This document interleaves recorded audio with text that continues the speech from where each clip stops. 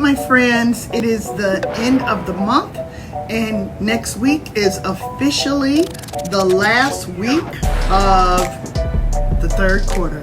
We are officially into the fourth quarter.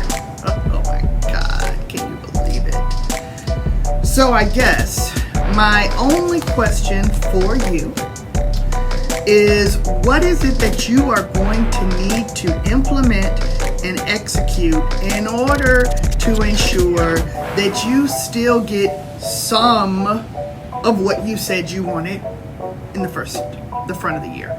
You know, I know that so many of us are not on track to hit our goals, and it is not because we're not amazing or because we're not outstanding. It's because we got sidetracked. That happens, right?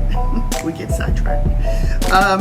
The key is getting up sooner, getting up faster. We spend a ridiculous amount of time dealing with the fact that we're not where we want to be, or that something knocked us down, and now it's time to get back up, but we spend a ridiculous amount of time in the getting back up.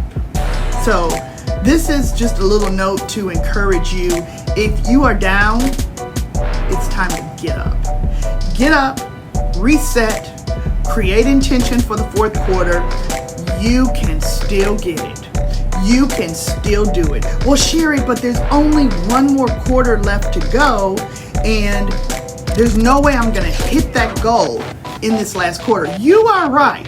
You are not going to be able to start in the fourth quarter and hit the first quarter goal. However, what you can do is start in the fourth quarter and begin to front load the first quarter. Start where you are. What's ridiculous is the idea that you are going to wait until the first quarter of next year to start again. Habits take time to create.